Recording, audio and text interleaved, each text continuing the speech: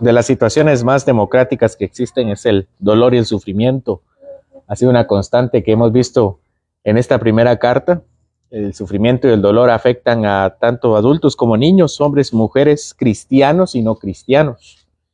No hay persona en este mundo que se salve de las dificultades, aún desde el más pequeño, y es difícil verlo, cómo los niños sufren. Y a veces es un poco placentero ver cómo los malhechores sufren. Sin embargo, este es un sentimiento muy democrático. Pero esta carta no habla de las dificultades en forma general. Esta carta habla de las dificultades de ser cristiano. Nuestro Señor Jesucristo, dijo, el que quiera seguirme, tome su cruz y venga detrás de mí. Esa cruz no se encuentra en todos lados ni de todas formas y no es llevada por cualquiera.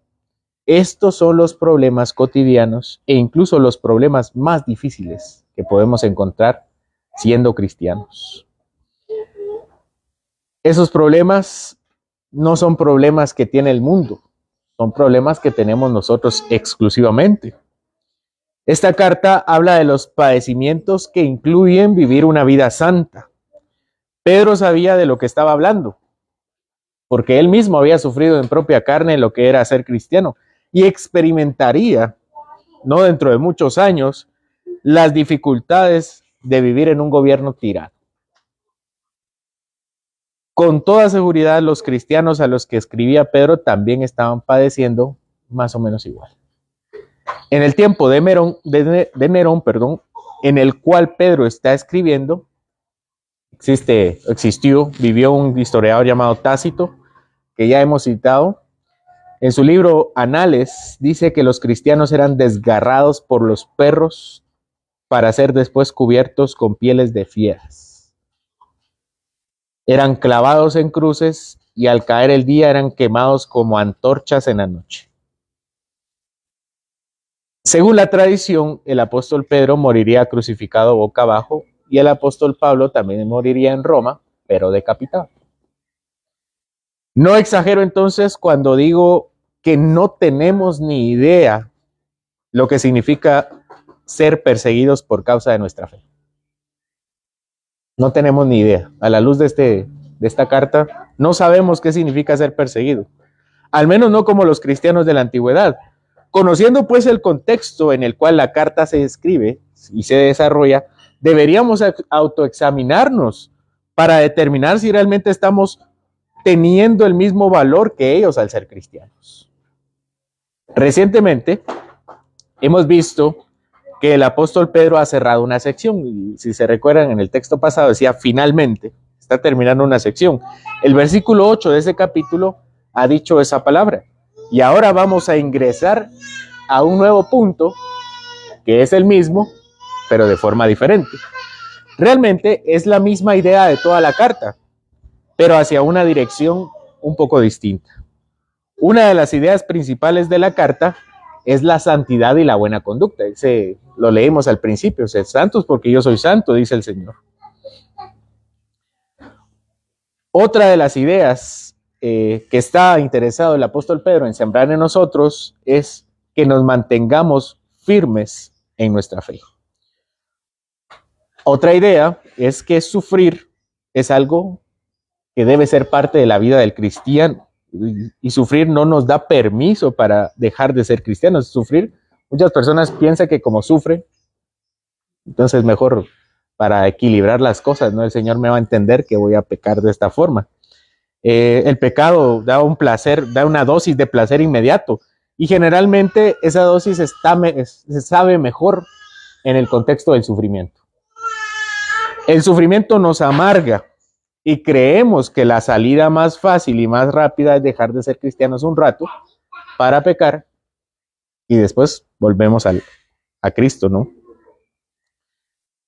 Porque estamos hablando del sufrimiento Aquí estamos hablando realmente del sufrimiento de ser cristianos. Así que si Cristo es el que me está causando los problemas, tal vez debería abandonar a Cristo por un momento pequeño, aunque sea muy pequeño,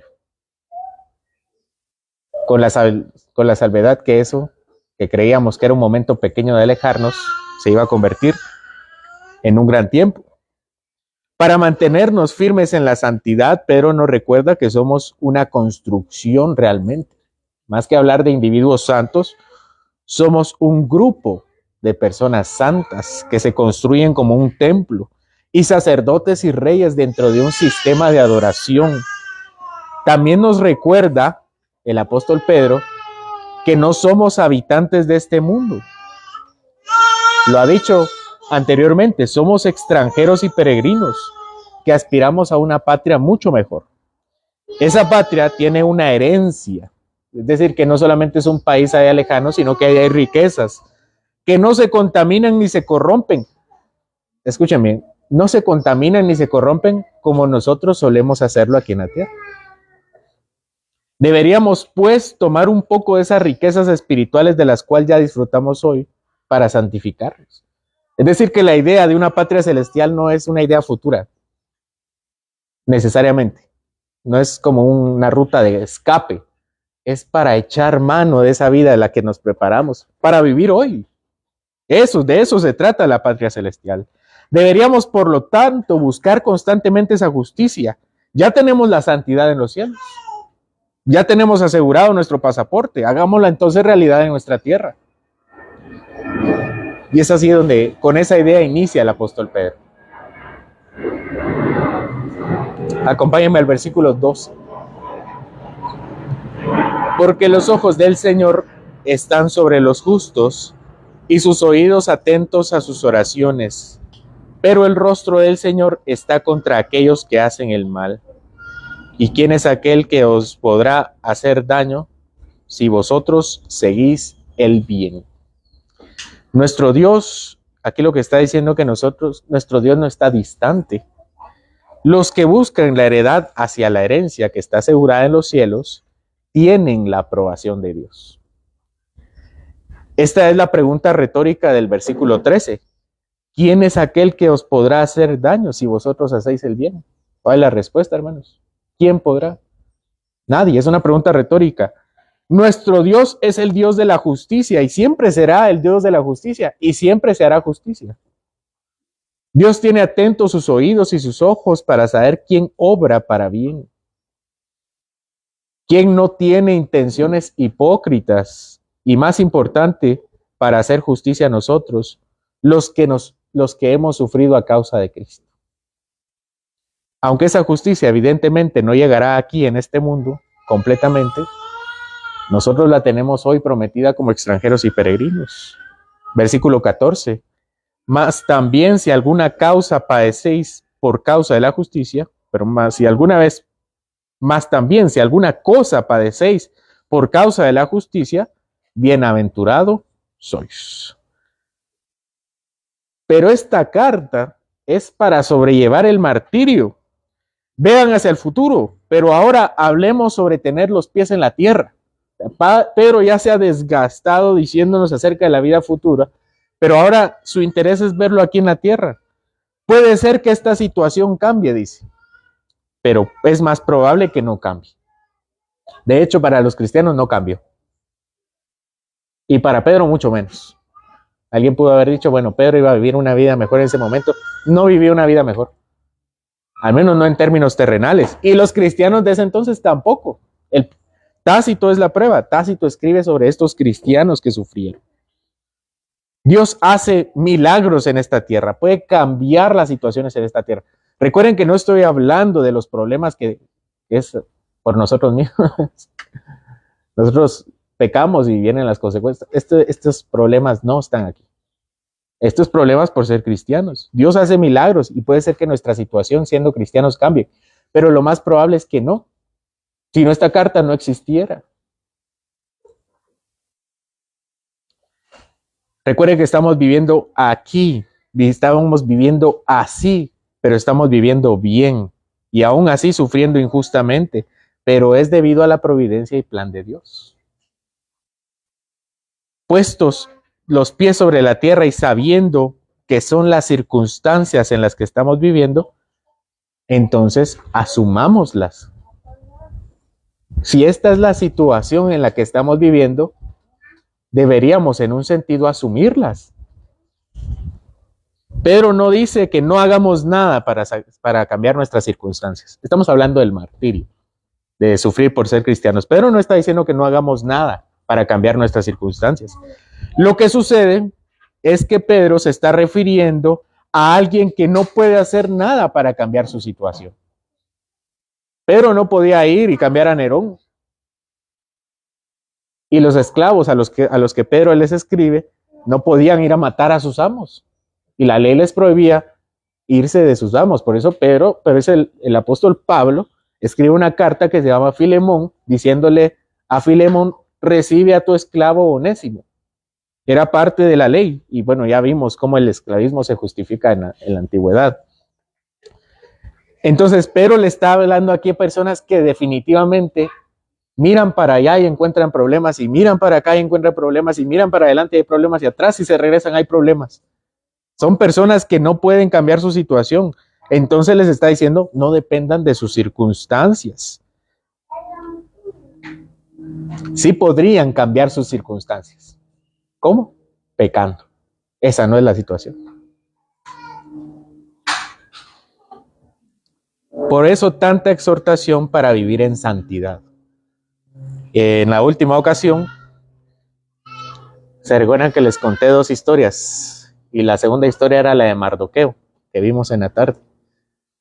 Mardoqueo tuvo una oportunidad de oro para dejar que Asuero lo asesinaran, al rey Asuero, y no lo hizo. Alguien pudo haber dicho, Mardoqueo escuchó el plan para que asesinaran al rey Asuero y pudo haber dicho, Asuero es un tipo horrible. Se acuesta con muchas mujeres y ahí tiene a mi prima de reina. ¿Te recuerdan? Un mes estuvo sin llamar a Esther y no crean que estuvo estudiando la Biblia. Alguien pudo haber dicho, bueno, Mardoqueo pudo haber dicho que maten al rey. Al final de cuentas son los eunucos que no están planeando, yo no estoy planeando. Pero Mardoqueo tenía un deber moral, una santidad que debía resguardar a toda costa, aunque Asuero no se lo mereciera. Y va y denuncia a los eunucos y a los eunucos los ejecutan. Entonces la salida más fácil siempre es pecar. En las circunstancias difíciles, la salida más difícil es pecar. Por eso tantos hombres dejan a sus mujeres ante los primeros problemas. Dejan sus trabajos, abandonan, recurren a la violencia. Hay tantos niños maltratados porque los padres no soportan a sus hijos. Esa es la salida más fácil. Y Pedro se desgasta exhortando para vivir en santidad. Entonces ya no existe ningún modo justo de cambiar las circunstancias a estas personas que Pedro les está escribiendo. El apóstol Pedro entonces les invita a asumir esta realidad.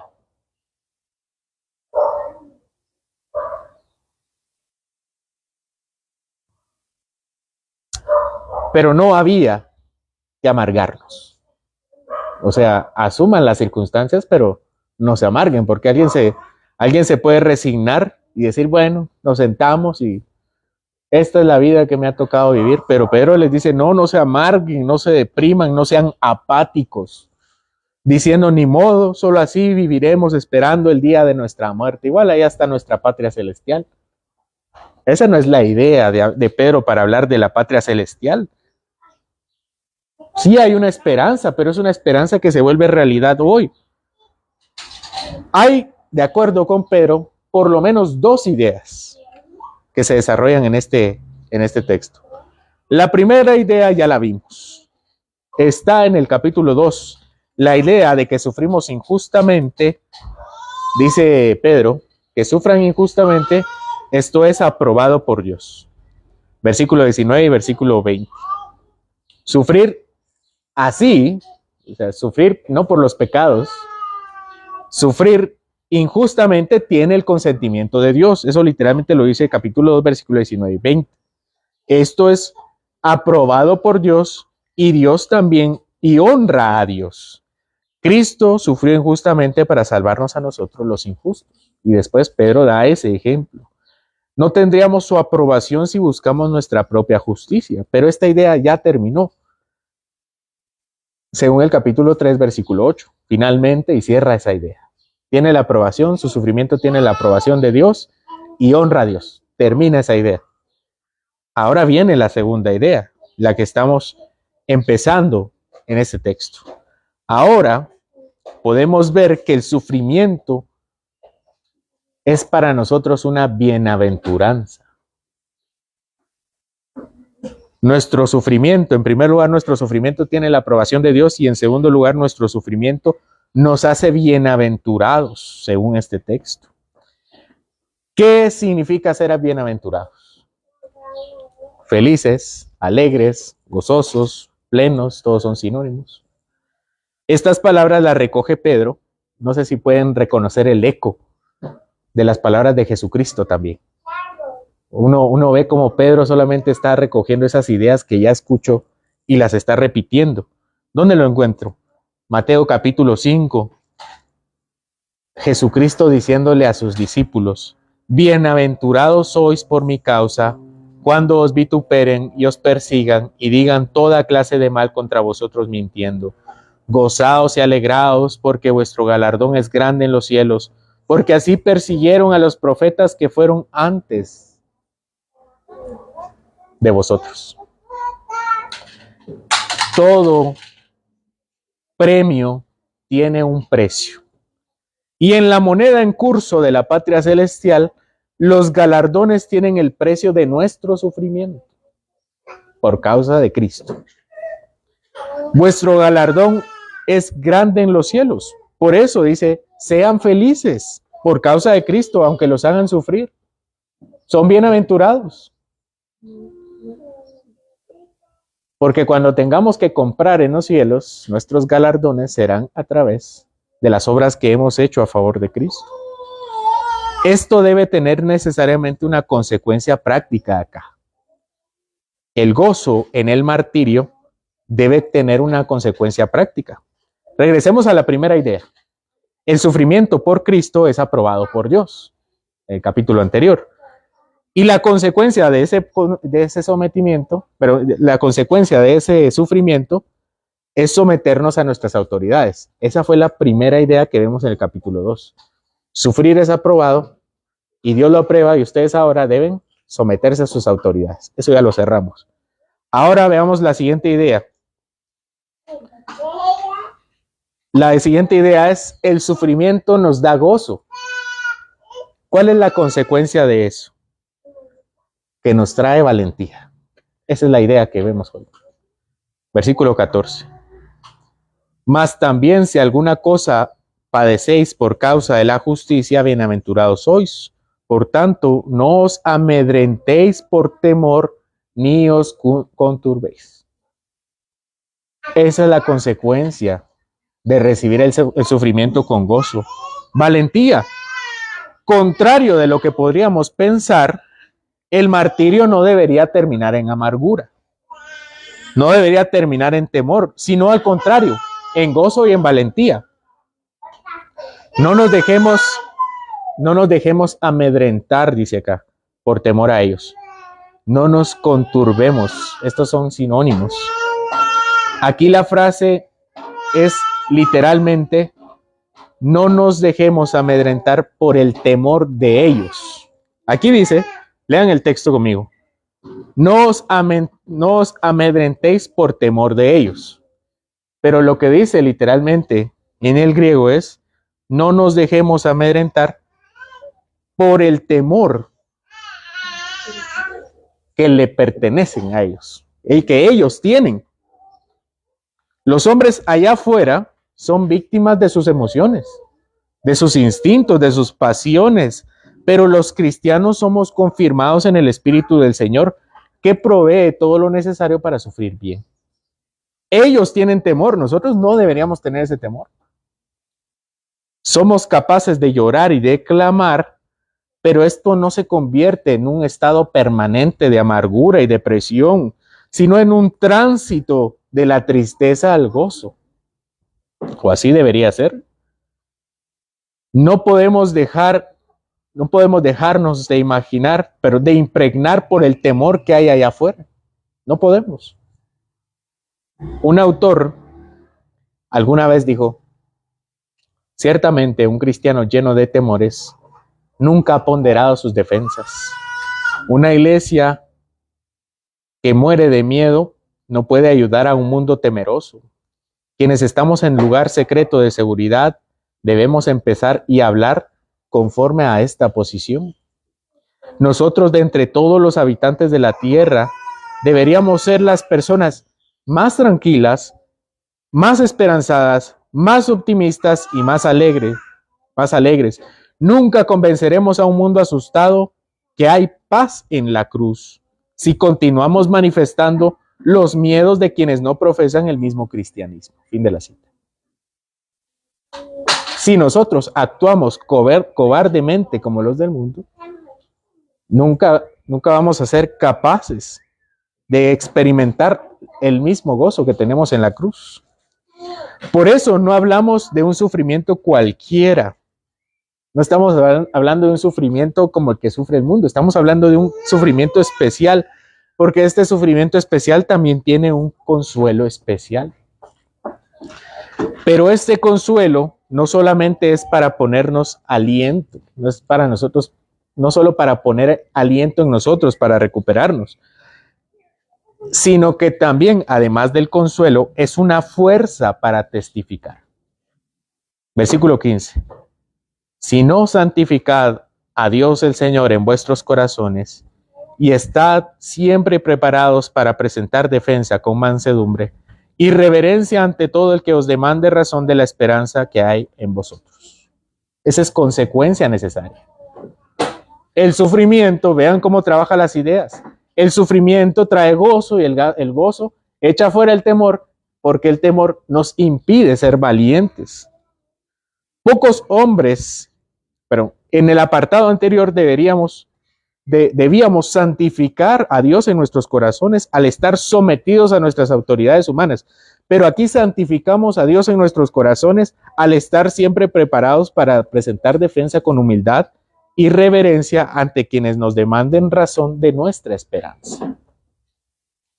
Pocos hombres están dispuestos a testificar y muchos menos presentar una defensa de la fe. Al contrario, en nuestra cultura, esa cultura tiene un exceso de tolerancia. Este exceso de tolerancia ha hecho que defender la fe sea algo arrogante o imprudente. Es que con tal de no ofender a nadie, no defendemos nuestra fe y terminamos ofendiendo a Dios.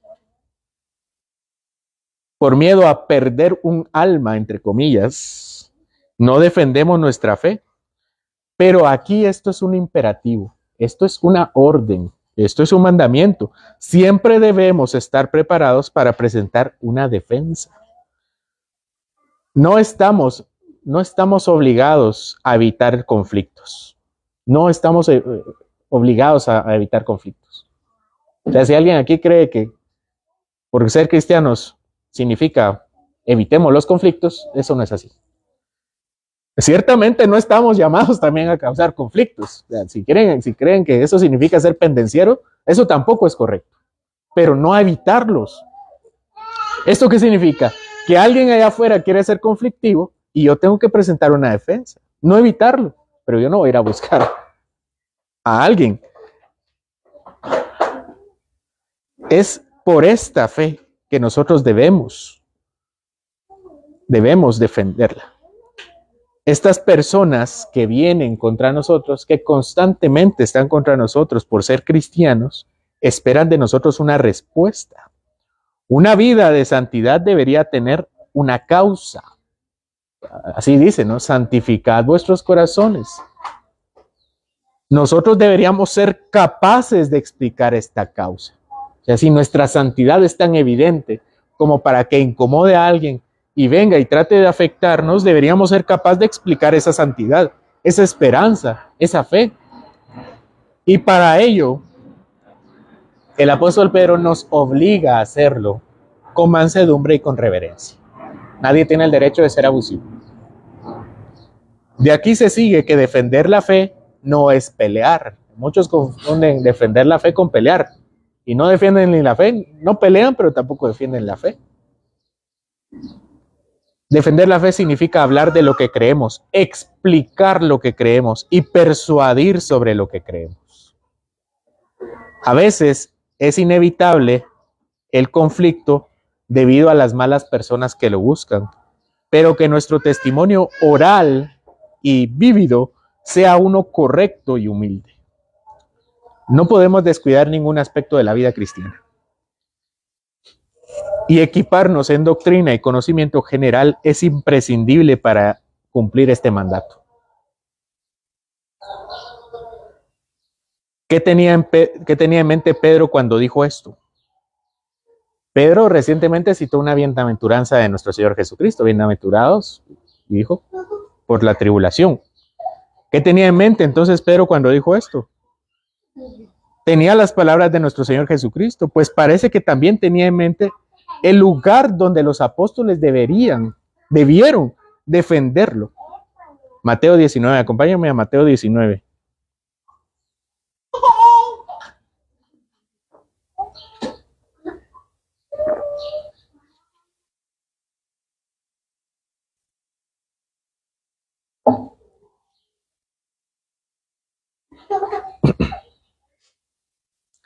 Versículo 16, Mateo 19, 16. He aquí yo os envío como a ovejas en medio de lobos. Sed pues prudentes como serpientes y sencillos como palomas.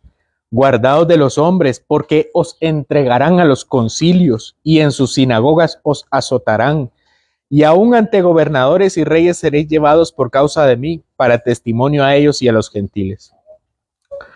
Mas cuando os entreguen, no os preocupéis por cómo o qué hablaréis, porque en aquella hora os será dado os será dado lo que debéis de hablar, porque no sois vosotros los que habláis, sino el Espíritu de vuestro Padre que habla en vosotros.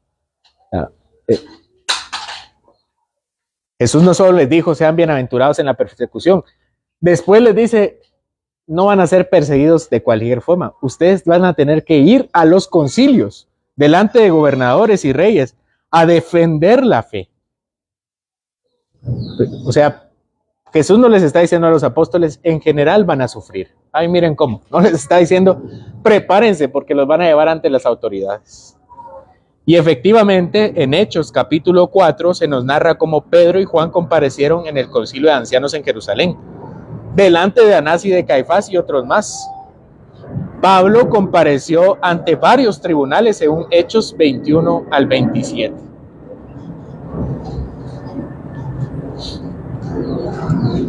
Alguien que sea muy negligente y muy necio podría decir que los apóstoles solo dejaron que su lengua hablara. Y así estuvo todo, ¿no? Dejaron la lengua así suelta y como decía, el Espíritu hablará, ahí lo que dijera. No, los apóstoles fueron formados 24/7 con Jesucristo. Lo acompañaban a la sinagoga y hasta eran enviados de 2 en 2 en jornadas evangelísticas. Ellos sí estaban preparados. Ellos no eran cualquier persona. Ellos estaban preparados. Ellos tenían la palabra en sus corazones, pero también en sus mentes. Esta es una ruta obligatoria para todos los seres, para todos los cristianos. Debemos leer la palabra para conocerla, y solo conociéndola, el Espíritu nos dará esas palabras. El apóstol Pablo le llama en Efesios capítulo 6, versículo 17, la espada del Espíritu.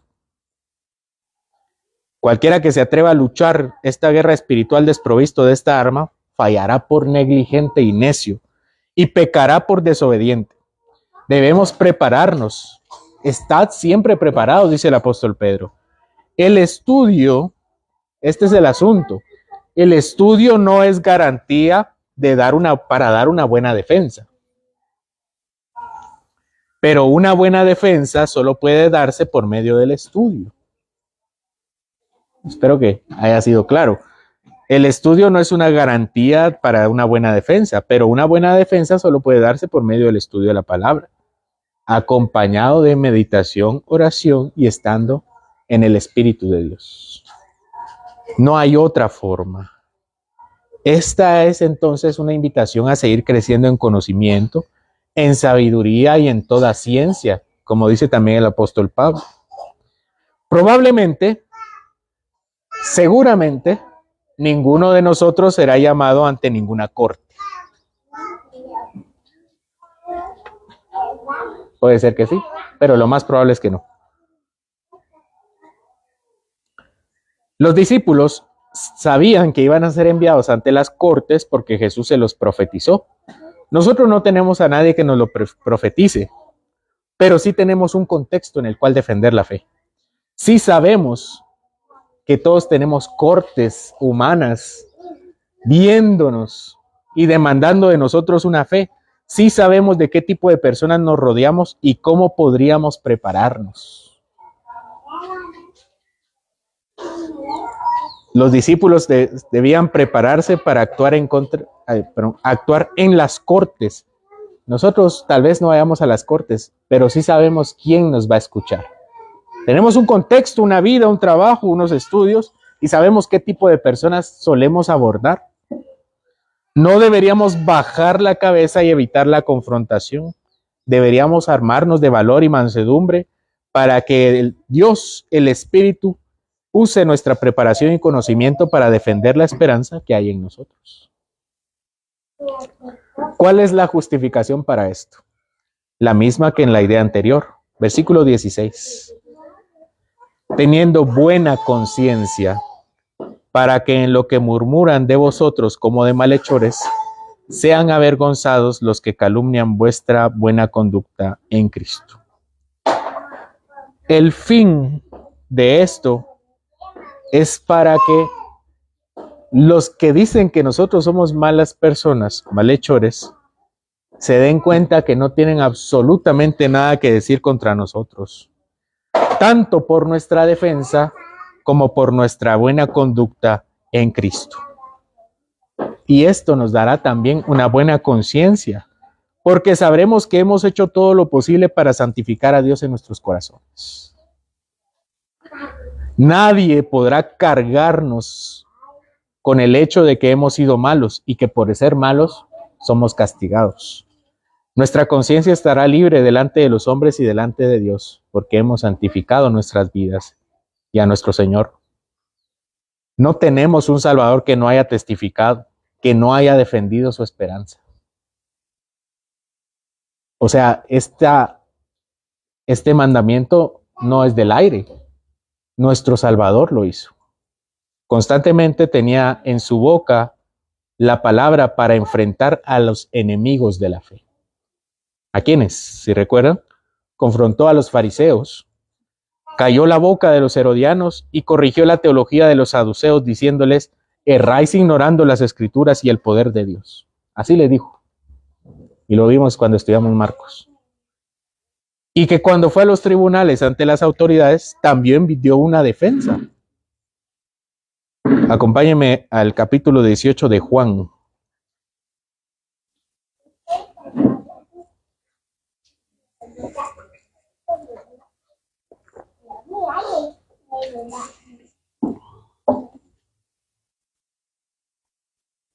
Juan 18, versículo 19.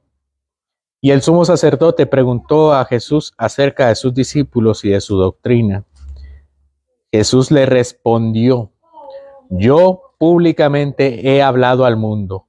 Siempre he enseñado en la sinagoga y en el templo, donde se reúnen todos los judíos, y nada he hablado en oculto.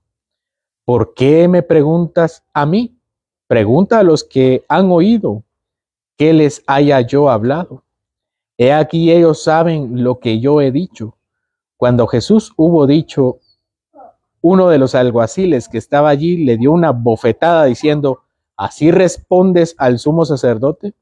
Jesús le respondió: si he hablado mal, testifica en qué está el mal, Y si bien, ¿por qué me golpeas?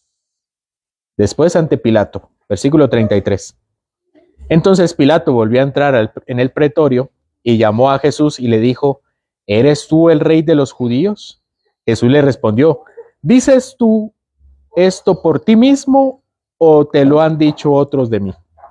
Pilato le respondió, ¿soy yo acaso judío? Tu nación y los principales sacerdotes te han entregado a mí. ¿Qué has hecho?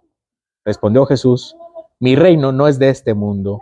Si mi reino fuera de este mundo, mis servidores pelearían para que yo no fuera entregado a los judíos. Pero mi reino no es de aquí.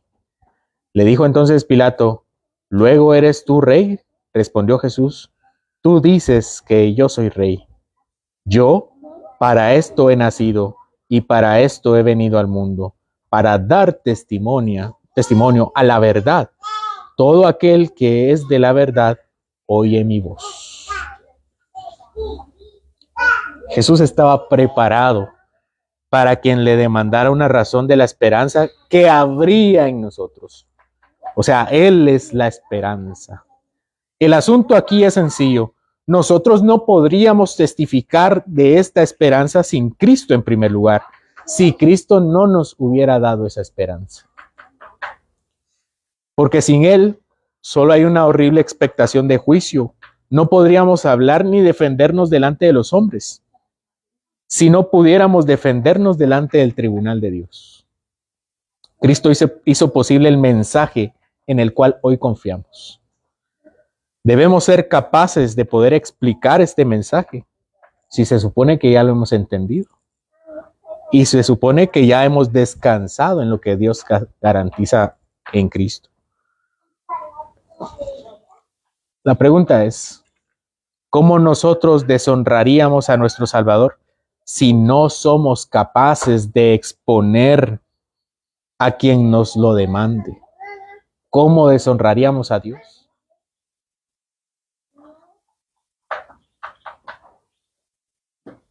Debería ser para nosotros. Es que nosotros deberíamos tener una actitud diferente. Nosotros deberíamos anhelar, testificar ante la gente, ante las autoridades, la esperanza que hay en nosotros. No se trata de ir a pelear, se trata de explicar esta esperanza. Deberíamos nosotros inquirir en las profundidades de nuestra fe para que nosotros cada día más podamos estar preparados y que otros hombres conozcan esta esperanza. No concibo un cristiano que se queda en las aguas más superficiales del evangelio. Aquellos cristianos que evitan ir a las vastas profundidades del mar en la palabra de Dios. No concibo un cristiano tampoco que crezca más en conocimiento y piedad, pero no concibo un cristiano tampoco que no crezca, que no busque crecer en conocimiento y piedad para tratar de exponer la fe a los hombres. Estoy persuadido, de acuerdo a este pasaje, que muchos hombres no defienden su fe por miedo. Ese es un mensaje claro acá. No os conturbéis, sean bienaventurados. Estoy persuadido que muchos hombres no defienden su fe por miedo. Y a mí se me ocurren por lo menos dos miedos delante de los hombres. Tienen miedo a testificar a personas que pueden hacer críticas, juzgarlos o discriminarlos. Aquí seguramente nadie se va a morir. No va a haber un sumo sacerdote ni un Pilato que declare una sentencia de muerte. Tenemos otro tipo de miedos. Se me ocurre que el primer tipo de persona tiene miedo a testificar porque las personas pueden criticarlo, juzgarlo o discriminarlo. En un mundo donde creemos que todos los aspectos de nuestra vida deberían ser laicos, aquí no metamos a Cristo, esto es otra cosa. Aquí es la empresa, aquí es la educación, Cristo solo es de la iglesia. Quienes piensan así, realmente no están santificando a Dios en sus corazones. Meter a Cristo en estos lugares donde se supone que no debería estar, tal vez podría herirse sus susceptibilidades. Tal vez algunos creen que no es un lugar adecuado para hablar de religión.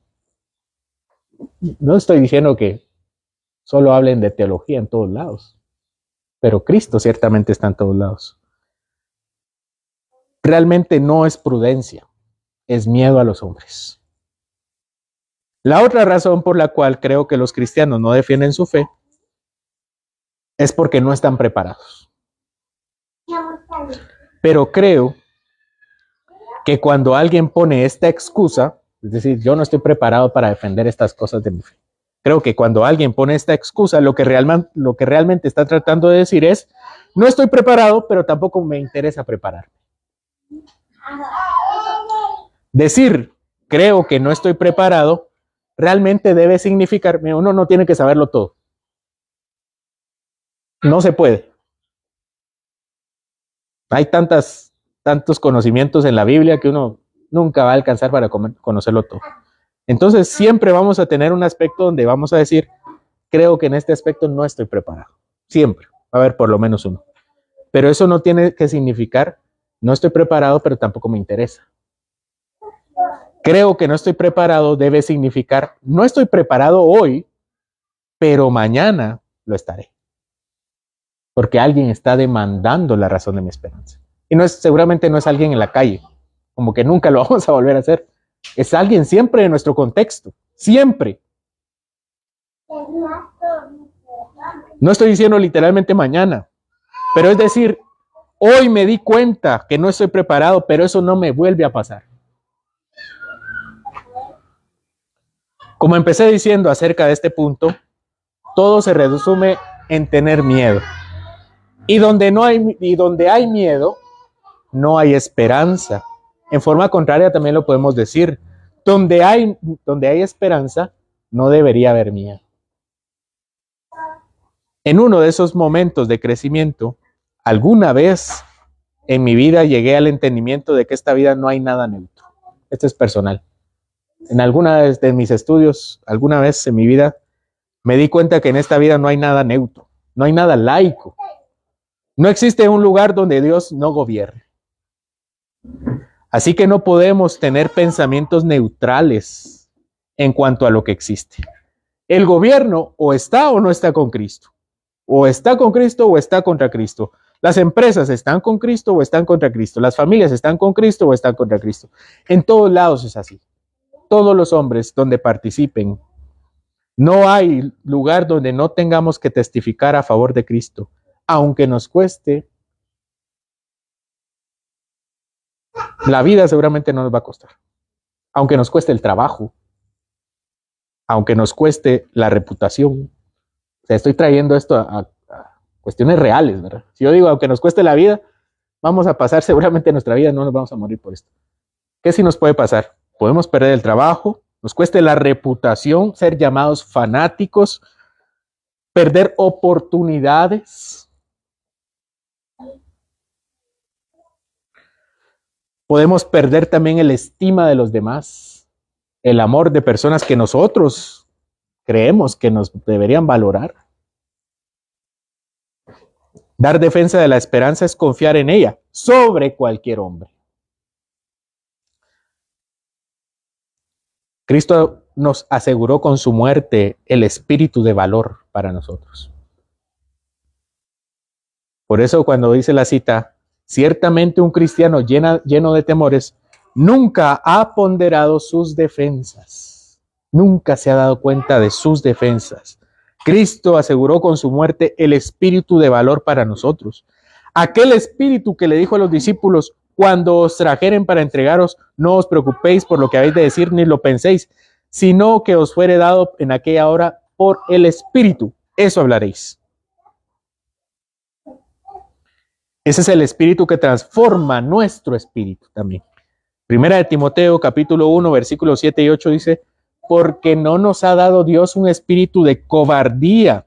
No tenemos un espíritu de cobardía, sino de poder, de amor y de dominio propio. Por tanto, no te avergüences de dar testimonio de nuestro Señor, ni de mí, ni de sus hermanos, ni de Pablo, preso suyo, sino participa de las aflicciones por el evangelio según el poder de Dios. Es que tal vez vamos a ofender a estas personas que estimamos demasiado. No te avergüences. No tengas miedo. Con más seguridad, pues deberíamos siempre estar preparados conforme a la buena conciencia que tenemos entre los que murmuran de nosotros y nos calumnian, porque santificar a Dios es santificar todo lo relacionado con Dios y recibir la eterna bienaventuranza de los cielos. Podemos decir junto con el salmista, Salmo 43, júzgame, oh Dios, y defiende mi causa. Líbrame de gente impía y del hombre engañoso e inicuo, pues que tú eres el Dios de mi fortaleza. ¿Por qué me has desechado? ¿Por qué andaré enlutado por la opresión del enemigo? Envía tu luz y tu verdad, estas me guiarán, me conducirán a tu santo monte y a tus moradas. Yo no creo que el salmista sepa todo lo de la ciudad celestial, pero ahora que nosotros lo sabemos, esto está clarísimo. Envía tu luz y tu verdad, estas me guiarán, me conducirán a tu santo monte y a tus moradas. Entraré al altar de Dios, al Dios de mi alegría y de mi gozo, y te alabaré con arpa, oh Dios, Dios mío. Vamos a terminar orando. Señor, danos valor para testificar. Tenemos un deber contigo porque tú nos has salvado. Hoy somos comprados a precio de sangre por Jesucristo, nuestro Salvador, nuestro guerrero, nuestro pronto auxilio, nuestro escudo, nuestra espada. Tendríamos nosotros mucho menos valor de ti si pensáramos que nosotros deberíamos actuar en menor calidad. Hoy, Señor, deseamos estar preparados y siempre dispuestos a utilizar nuestra mansedumbre y reverencia de ti para santificarte y defender esta fe, Señor, esta esperanza que nos ha sido dada. Deseamos, Señor, que la verdad de Jesucristo, de su muerte, de su amor, sea tan real en nuestra vida que no podamos evitar hablar de ti. Que tú inundes cada aspecto de nuestra vida, incluso aquellas donde nosotros ejercemos fuera de la iglesia. Gracias, Señor, porque tenemos la confianza hoy para pedirte que seamos llenos del Espíritu, Señor, aquel con el cual ya fuimos sellados. Te lo pedimos, Señor, en el nombre de Jesucristo. Amén.